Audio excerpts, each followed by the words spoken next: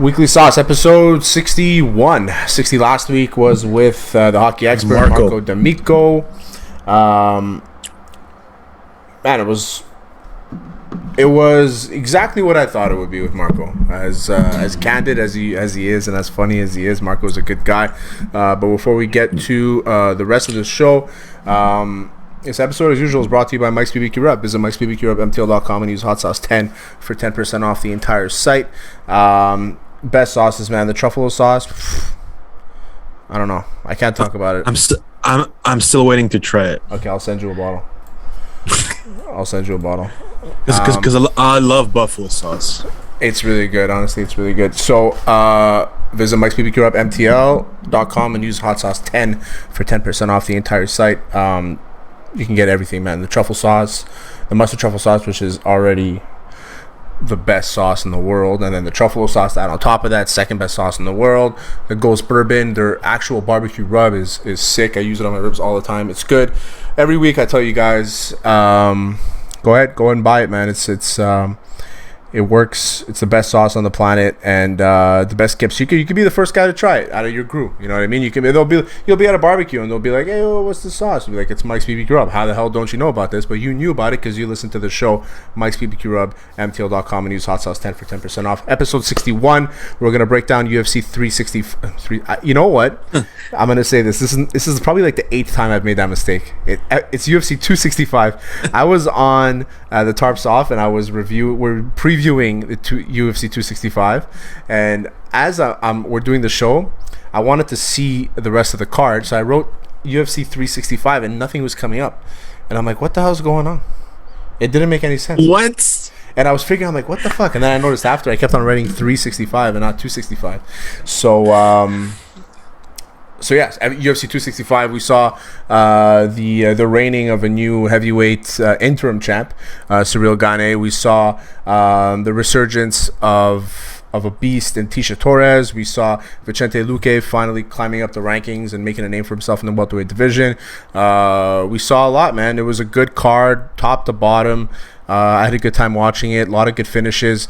That Chiesa and Luque fight, we'll start with that one. That one was the best one for me so far. Okay, look, that fight didn't last too long, but hey, it was very technical, and Chiesa almost had it, man. I believe it was his arm, right, that wasn't placed the right position. So it wasn't necessarily his arm. So what he had is he didn't have. He had the arm. He could have finished the choke that way, but he didn't have his left hook in his other leg. Yeah. In. So if he had that other leg in, he would have been able to control Luque's hips a little more, and then you'd be able to flatten him out and be able to choke him out. But honestly, you could finish that choke either way. Luque is just a tough motherfucker, man. Oh yeah, the way Luque just bounced back from that, and Chiesa was gonna get out of it, and then he just pushed his buddy up. And then he got the choke down, and that was incredible. It was all that happened in 30 seconds. It was crazy. Yeah, it was crazy. And I actually put 2 bets down. I put that both of them win by submission. I swear. I had a feeling this fight was going to go to the ground, and I had a feeling it was going to be Luque to win or Chiesa's going to win by submission. And I was like, fuck, Chiesa's about to get it. He has the choke. He almost gets it. Luque gets out. Chiesa makes the mistakes. He made the mistake of putting his arms on the ground, so that left space for the dart stroke. And as soon as he got that in, Anaconda squeeze. Salut la visite, fini. Vicente Luque making a name for himself. I think Vicente Luque, after his loss to Wonder Boy, really picked up his game. He's not somebody that we can ignore anymore. I think that Kamaru Usman is very aware of who Luque is. Obviously, they know each other too. They train together. Yeah. So I'm looking at this, man. This is going to be a good fight. I think Usman, if he can get through Colby, which I think he will, Luque is the next guy. Because the welterweight division, as stacked as it is, who's next, really? Like Masvidal? Leon Edwards? Yeah. I was actually expecting Chiesa to win this fight and be the next contender, but Luque now won. I think it's going to be Luque versus Edwards for number 1 contender. I think that's what it has to be too, and I think Luque is very aware that he needs to beat somebody like Leon Edwards, but Leon Edwards deserves a title shot. I think, you know what I mean. Like, not necessarily that he's beaten like a bunch of different guys, but I think he deserves a title shot at the end of the day. It shouldn't be that you don't have to beat everybody in the top 5 to get a title shot. He's won enough fights in a row for him to be considered to get to the title, and we're waiting on that, and hopefully that happens. But overall, I think Usman has 3 or 4 fights that he has to bang out before he considers any other division or anything else. Yeah, Usman's looking unstoppable. I don't even know who's going to stop him at this point, because he's very complete. He reminds me now a lot of GSP. Yeah, he has great ground control. His jab is incredible, just like GSP's was, and I just don't see anyone beating him. I think he's gonna retire as the champion, and that's it. So that's all. The other fight that was really interesting, with a really young fighter. Well, the first fight of the card, Song Yadong. Oh yeah, crazy. What a fighter. Yeah. Okay, he won my bet on that one too. He threw 257 strikes, landed 116 of them, and that's how amazing he was of a fighter. He threw many jabs, great punch, great combinations. There was a point where Casey Kenny almost had him in a submission. He actually got out of it. He failed his takedowns.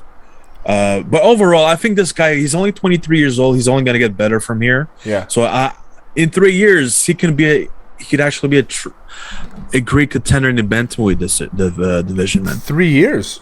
Oh, that bantamweight. Maybe 2. That bantamweight division is wide open right now. I mean, it's stacked. It's stacked right now. There's a lot that can happen. 1 or 2 wins in the next year, and he's talking to a title shot. Like, we're looking at who? Like, there's Dillashaw, there's Jose Aldo, we saw, who we'll talk about in a bit. Sean O'Malley is there. Sean O'Malley, there's Cody Garbrandt, obviously. There's Jose Aldo still around. Yeah, so Jose Aldo. I mean, listen, he's going to have to climb the ladder. Maybe 3 years is a good number, but the way he is, and he's fighting out of Team Alpha Male, how you can market him, I think the UFC is going to push him a lot faster. I honestly, I see like a push like they would do with they did with Cyril Gane. I mean, I don't see why they wouldn't market this guy. He's 23 years old. He's 23 and he's already this good. So this fucking sky is the limit for this dude, and hopefully he's able to wrap that belt around his waist, or at least we'll see a nice run for him and going to the championship. So we talked about Jose Aldo. Let's get into Jose Aldo a bit. I kind of expected this. I thought the fight would end before. I didn't think it would go to distance. I think that Jose Aldo has like rejuvenated his career, and I was a guy that, if you listen to when I was on Tarps Off with those guys, I said first thing to go is your chin. And Jose Aldo's got KO'd a couple times, and he got tagged by Munoz a few times, and he stood there. And maybe 135 was the weight for him. I mean, he looked fucking dry as shit at the weigh-ins, but he said it was an easy cut. Maybe there was the weight for him, and I think that with the power that he has, he can do some damage in that division.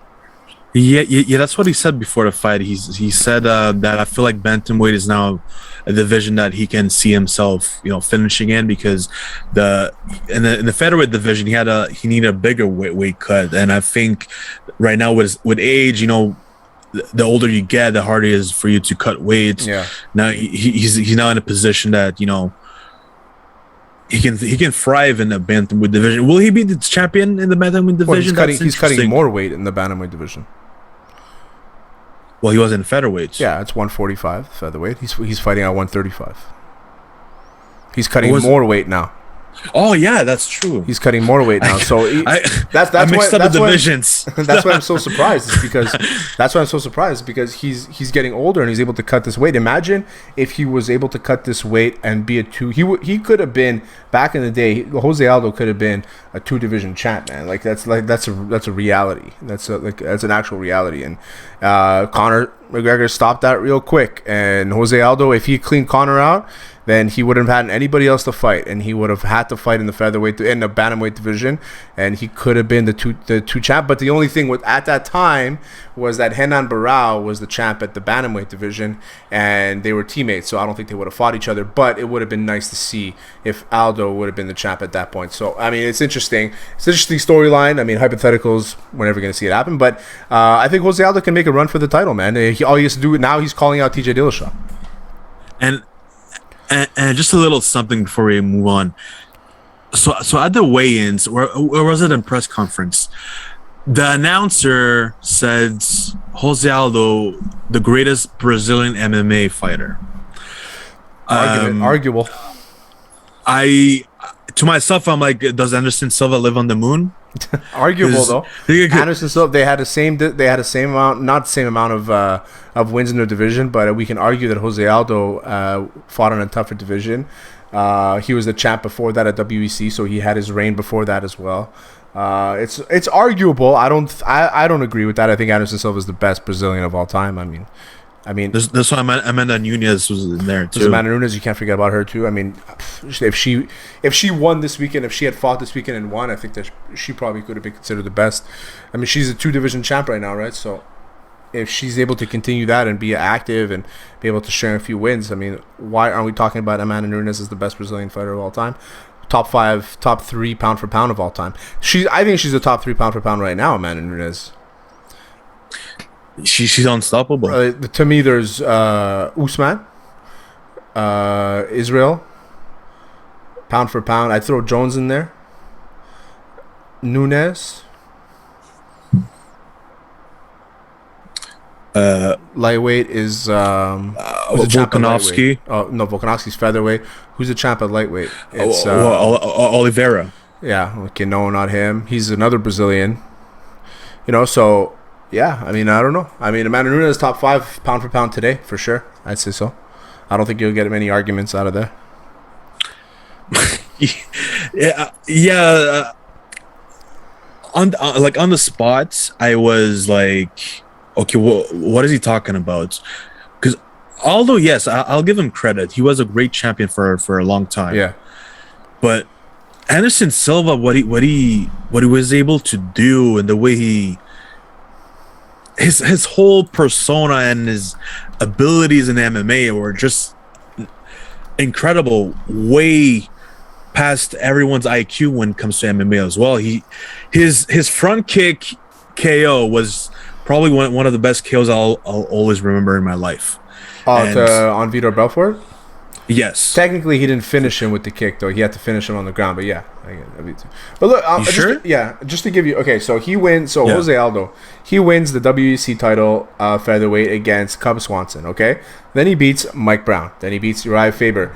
Then he beats your boy Manny Gamborian, Mark Hominick, Kenny Florian, Chad Mendez, Frankie Edgar, Chan Soo Young, who we know, Ricardo Lamas, Chad Mendez loses to Conor McGregor, beats Frankie Edgar again. Back-to-back losses to Holloway, KOs Jeremy Stevens, KOs Renato Moicano. Then he loses by decision to Alex Volkanovski for the title. Then he loses to Marlon Moraes, who's Marlon Moraes, sick fighter. Loses to Peter Yan, who's the current champ. And then he beats Chito Vera, and now he beats Pedro Munoz. How can if I look at this and I look at Anderson Silva, who at one point he was beating guys like Patrick Cote, no shade towards him. He was beating guys like Yushin Okami, no shade towards him. But, he wasn't beating guys that are still fighting. You know what I mean? Like, Kenny Florian was a beast back then. Uriah Faber, Mike Brown, Cub Swanson. These guys were like the small guys, like the guys that built this division.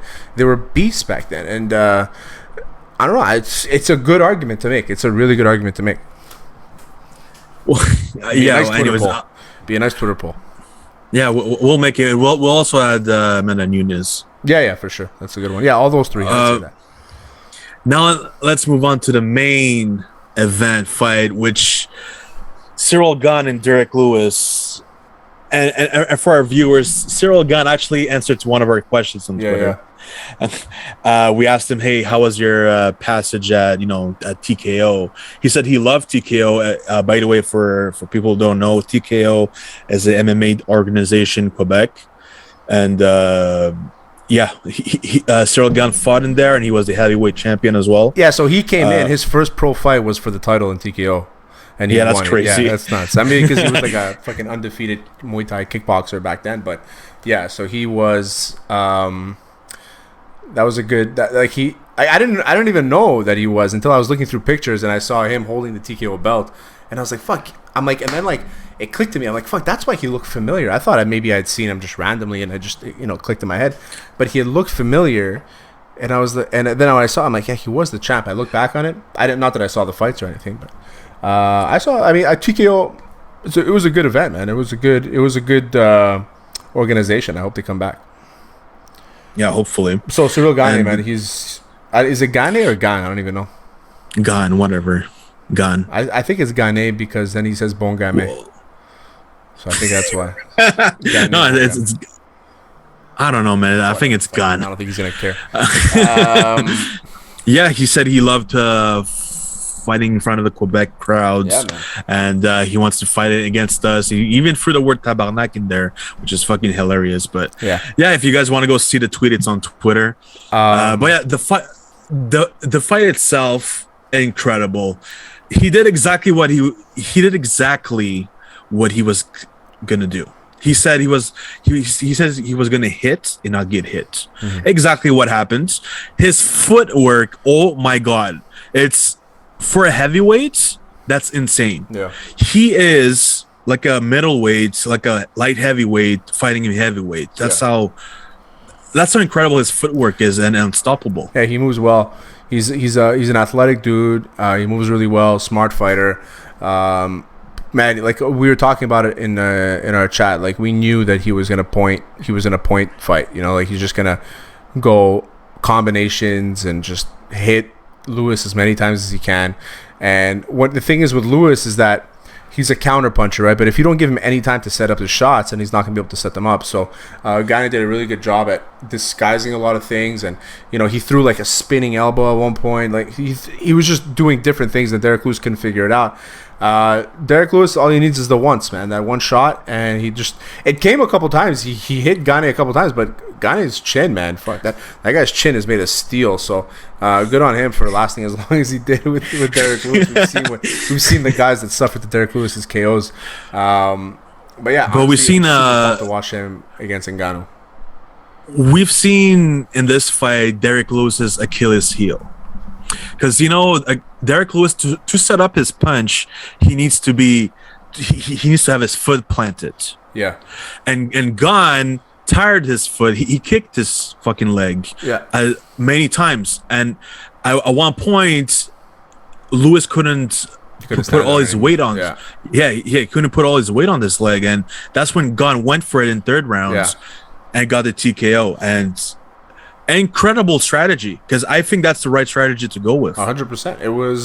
It was a perfect fight for Gane. There's not much more we can say about the guy other than I'm looking forward to seeing what happens again with him and Ngannou, because there's that whole video of them sparring in practice, that just got leaked. So and it looked like Ngannou just couldn't match up with the movement, and I think that no, for real, listen, Ngannou has more punching power than Derek Lewis does. So if he touches Gane, then I think that it could be lights out for Gane. But if Cyril is able to point fight and move around and get away from him, I think it's different. Stipe, the reason why Ngannou beats Stipe is because Stipe sticks right in that fucking pocket and he tries to box with you. Where Gane doesn't do that. He stays distant. You saw he has kind of like that karate stance. He bounces on his toes a lot, where Stipe doesn't do that. Like there's a lot about Gane where he has the best matchup. The hardest matchup for Gane in the heavyweight division isn't Ngannou. It's John Jones. The reason why is because John Jones is just as agile and just as quick, if not more, than Gane. So that's going to be a problem for him. If John Jones can beat Stipe, rumors that they're going to fight in 2022. If John Jones can beat Stipe, and then he gets a title shot against Gane, then that's going to be the fight for me. I think that's going to be the ultimate fight. And if Jones wins that, hands down, nobody can say a fucking word. That guy's the best fighter of all time, and I don't give a shit. They both have the same. Well, I'm not sure if Ngannou still has the same coach as Gane. No, he moved here to Vegas. Yeah, he moved to Vegas, and he has his own training staff now. Yeah. Yeah, because he used to be with Fernan Lopez, right? Yeah, exactly. Yeah. That's another thing. They know the insides. You know, they know a little bit more. They can game plan a little bit better. But, you know, he's fought a long time. He hasn't fought a long time since out of France for a while. So it's going to be different. It's going to be tough for them to figure out. But overall, I think Gane is he's the guy to beat right now. Like, you can't deny it. The fact that he's coming in as a 375 favorite, a minus 375 favorite to go up against Derek Lewis in Derek Lewis's town, knowing the kind of power that Derek Lewis has, that speaks volumes to how good he is and how good the public actually thinks he is. But he seems like a really good guy, man. Honestly, like I would drink a beer with him. Like I would go for a beer. He seems like a guy that's very laid back. Yeah. The crowd was booing him all along, and he just didn't give a fuck. He was smiling. That's how much he didn't give a fuck. Well, because he knows that if they go to France, it's the same thing the other way, right? So it's just he understands that it's part of the game. Like, he's been a fighter for a really long time, so he's probably gone to worse hostile environments than fucking Houston, Texas. You know what I mean? And some people love being the villain. Yeah. So honestly, he fought a great fight, and Ngannou versus Gane, I think, will be one of the best fights ever. Could be, and John Jones and Gane will be even better.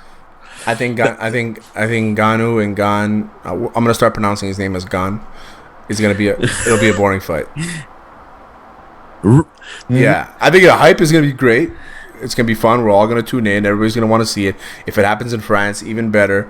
You know what I mean? So everybody's gonna want to see it. But I think the fight itself is gonna be boring. Look what Gane did his last fight against. Who did he fight right Volkov? before? Was it Volkov? Volkov. Right before Derek Lewis? Yeah. Look, he fought another kickboxer. He had to stick the distance. A taller guy. You know, longer legs. All that stuff. He had to stay. It was a really boring fight. Gane put on a clinic. He won 30-27, hands down. But at the end of the day, Ngannou isn't the type of guy that likes to. He likes to explode, but if he doesn't have anything to explode to, it might be a boring fight. And he doesn't seem like a guy who's going to get KO'd. So it'll be interesting to see what he does against Jones, because Jones, I know he's a elite wrestler. Yeah. He's an incredible wrestler, and I want to see what Gane does on the ground, because I've seen one of his fights, and he did win by submission. So he does have some. Gane, I put money on him to win by submission. I thought he would end up on the ground and choke him out at one point. I thought he would like triangle choke Lewis? No, I thought Gane would win by submission. Oh, that's what I put money on. I thought, because it was paying a lot, so I was like, you know what, this is like real, because he's won by heel hook. How many heavyweights do heel hooks other than Frank Mir? No. I don't think anybody's ever done a heel hook in the heavyweight division. Not many. Yeah, I mean, those are the type of things that small guys do, you know. And heel hooks are rarely hit in the UFC, because when you heel hook somebody, you leave your face exposed, so you can get hammer fisted. So, I mean, the guy obviously knows what he's doing on the ground a little bit more than Ngannou, but try keeping a guy at Ngannou's size on the ground. It's literally impossible. Literally. I'm a big dude, and when I grapple with some big guys, it's so hard to keep them down. It's crazy. All right, so we're moving on to football. Football? Oh, soccer, you mean? Yeah, soccer. Oh, let's talk more fights, man. What other fights did you like on that card? Let's look at it right now. The other fight is Tisha Torres and Angela Hill, which I thought was nice. Angela Hill, she didn't go for it, and I was disappointed, because Tisha Torres just kept pounding like a pit bull. Oh, Tisha Torres is a monster, man. So Tisha Torres, okay, at one point she had lost like 4 fights in a row. 3 of those fights were Joanna, Weili Zhang, and Jessica Andrade, 3 former champions. Since then, she's been murdering people, and she changed weight classes. Angela Hill, out of the UFC, came back. She's 13-9, now 13-10 in her career. So she's a good fighter. She sells fights. She's people like to watch her because she's exciting. But Tisha Torres is at another level of just. I was wrong about this. I thought Hill would KO Torres, like legit. I was so convinced of this. But when I saw Tisha Torres come out there, she looked good, man. She looked lean and mean. She outboxed Angela Hill, which I didn't think would happen.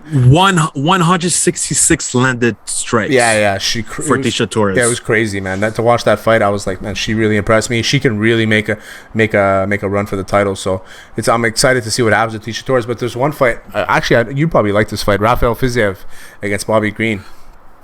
Oh yeah. That fight was great as well, and Fiziev got the performance of the night. They got fight of the night, performance bonus. Yeah, so I had predicted that Bobby. I'm like, this is gonna be the fight of the night.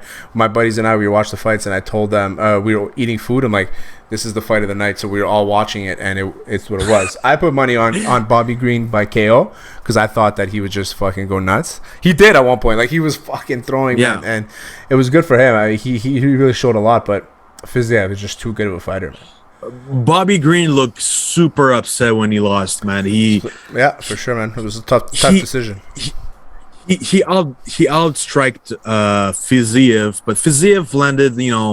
He controlled the fight better. Yeah, I believe, and I don't know. It was electric. I liked it, and Fiziev, I think it was the right decision. Oh, for sure, yeah. I think it was the right decision too. I thought Bobby Green won the first round, and then after that, I think Fiziev just kind of like took over. But overall, it was a good fight. Fiziev, man, he's somebody to mess with in that division. I think a couple wins for him, and he'll be in title contention for the lightweight division for sure. Another fight actually we want to talk about: Karolina Kobakevich loses by armbar to Jessica Penne. This idiot right here. I took two bets. I took Jessica Penne by decision and Jessica Penne by KO. I'm an idiot. I'm an idiot. Oh, did you watch also the fight of our previous guest? Our previous guest, Ayman Zahabi, Draco Rodriguez, fought Draco Rodriguez, and he fought Vince Morales. Yeah. I DM'd him like, "Hey, your two previous fighters are fighting," The answer? And yeah, he answered. He was like, "Yeah," he was laughing, and Draco at least looked better than his fight against Ayman. He did, yeah. And Vince, the fight, I wasn't too sure who won the fight because the fight itself was boring. It was a unanimous decision. It was a boring fight. I had Vince Morales winning just because of the grappling. Yeah. I thought he controlled a lot of the grappling on the ground. He took his back a few times. Draco Rodriguez didn't really have much on the ground, and that's where the fight mostly stayed. Overall, it was good. But I want to talk about Jessica Penne and Karolina. So Karolina now, she's hinted at retirement. Yeah, so I think that's something that she's. I hate, I'm not the type of guy to say they should retire because it's on them, right? But at some points, she fought so recently for the title against Joanna, like 3 or 4 years ago, and for her to be the first fight on a prelim card it's a little, it's tough to watch Karolina because she was a fucking savage for a long time. I was surprised to see her in a prelim because I remember her fighting obviously for the title. Yeah, she'll probably get cut if she doesn't retire. And this is now 5 straight loss for her. Yeah. So it's tough for her, And listen, she's lost to some tough people, but she did beat Rose. She beat Rose back in 2016. Yeah, she beat Rose 5 years ago when Rose was 12 years old. You know what I mean? People talk about people always put that they beat Rose, but Rose is literally 20 years old back then. Like she's 26 now. You know what I mean? Yeah, she's a lot better. Yeah, Rose she's matured so much, obviously. But yeah, she's lost to Joanna, she lost to Claudia Gadelia, she lost to Jessica Andrade, Michelle Waterson, Alexa Grasso, and now Jessica Penne. I think she might have one farewell fight, and then I think she's gonna fight one more time. She's not the type of person where the UFC is gonna be like, okay, we'll give you one more fight. I think that 5 losses in a row for her is whatever her last contract is, her last fight on her contract is, and they just won't renew her. And the fact that she's hinted at retirement, the UFC is listening, and they'll make the right decision for her. But it's tough to see Karolina at that point because to lose like that so quickly just by armbar, it's weird. If she gets KO'd, she gets head kicked and it knocks her lights out, then you can be like, okay, she got caught. But Jessica Penne, obviously she's sick on the ground, and I knew that, and I'm still an idiot for not betting her to win by submission. But Carolina for her to lose by armbar like that is tough. It's tough to watch. Tough. Yeah, I felt bad. But you know what? It is what it is. There was a fight we didn't talk about. A fight where I thought Alonzo Manifield was so stupid. Why? He was fighting Ed Herman, Yeah. whose leg was literally done. That happened at the end. Okay. Well, it happened in round 2. At the end of round 2? Yeah, the end of round 2. Oh, sure, yeah, because he fought the last round with it like that, yeah. Yeah, he would happen round 2, and round 3 he was so well. Okay, round 3 he started. He fucking jumped on him, and put him on the ground and started pounding, but he couldn't finish him. Yeah. Oh, he had the entire third round fighting against the guy whose leg was finished. Also, Ed Herman, probably in his last fight, Ed Herman is a legend of the sport. Back in the day, man, Ed Herman was one of the best. And he didn't look like the old Ed Herman, that's for sure. He's like one of the original guys. It's like he used to fight out of Extreme Couture. I think he still fights out of there. Like he was in the UFC when Randy Couture was in the UFC. Like that's how long he's been there. So it's tough to watch him go out like that. But you know what? It was a tough fight towards the end. Right at the end, he caught Manifield a few times. But yeah, you're right. Alonzo Manifield, all he had to do was just attack that leg, and he'd be able to finish him. And he was going for, since the beginning of the fight, he was going for that haymaker right hook and just haymaker and haymaker. He was missing. And you know, you can't, if you can't tag Ed Herman, who are you going to tag? You know, Ed Herman looked like a walking robot. All right, it was a good fight. It was a good card. Was it good card all the way around? I can't wait for the next UFC event though. What is it? I really do want to see Nick Diaz and Robbie Lawler. That's gonna be sick. Yeah, that's gonna be sick. The promo for that fight is gonna be sick. They're gonna show the old fight in Pride, and they're gonna show all of that stuff. And yeah, I'm excited for that. I'm excited for the vlogs. For the Nick Diaz. The Nick Diaz vlogs. You gotta watch him train and stuff like that. Yeah. Yeah, I'm down for that. Fuck, it's gonna be sick. All right, buddy. That was episode 61. We're breaking down UFC 265. As usual. Oh, hold on a second. Wait. Hold on a second. Let's break down so far. The Ultimate Fighter. Did you? Yeah, I'm not up. I'm missing one episode. I'm not up to date yet. The last fights. I haven't seen the semifinals yet. Well, wait. What are you talking about? We're at episode 10 right now. I haven't seen the semifinals yet. I haven't seen the 4 when they made the fights. I haven't seen those fights yet. Oh, okay. You talk about it's semifinals. So you didn't watch the Ludwig Sholinian? No, I haven't seen that fight yet. No. You'll see. It's a sad ending, man. I didn't like it. All right, don't tell me anything. I'm watching it tonight. That's why. So don't tell me anything. UFC 265 breakdown. Appreciate Alex. Appreciate you coming on as usual. This episode is brought to you by Mike's BBQ Rub. Visit Mike's BBQ Rub MTL.com and use Hot Sauce 10 for 10% off the entire site. That was Terry. I'm Terry Tam. You can follow me at Terry Tam on Twitter, as you can see at the bottom right here, and then you can follow Alex the Intern on Twitter at the Intern Alex, as you can see right there. Hot Sauce Sports everywhere else. Like and subscribe on YouTube. That's it. Always putting out good content. We appreciate you guys listening. Peace. Oh, we got a great lineup as well coming up. We do have a good lineup. We got Adam Plant of University of Las Vegas, Nevada. We got Justin Mapp of the Montreal Impact. We got Impact Club de Foot de Montréal. We have a fantasy football fantasy football hustler. Yeah, I make sure I'm going to be extra baked for that episode. Guys, stay tuned for that episode with Fantasy Hustler, man. He's going to be smoking a bung on the episodes. It's going to be insane. It's classic, that guy. What else do we have? And we have Dre Miley coming on, fighter out of XMMA. Yeah. MMA fighter. He's got one eye and he's killing people. So he just lost his last fight. Mandel Nallo. And Mandel Nallo out of TriStar. I'm super excited for that fight. That was a good get, Alex. Mandel Nallo fights in the UFC. One of the Bellator, sorry, one of the best, one of the most interesting guys, the Rat King, as we like to call him. So we'll see. We'll come on. He'll come on and we'll talk about him. He's a little special, that guy. So I can't wait to talk to him, pick his brain a bit. Oh yeah, yeah. You probably recognize him from one of the Ultimate Fighter seasons. He was on there. So that's Mandel Nallo. So the next 5-6 weeks, man, are going to be stacked with good content. We appreciate you guys listening. Peace.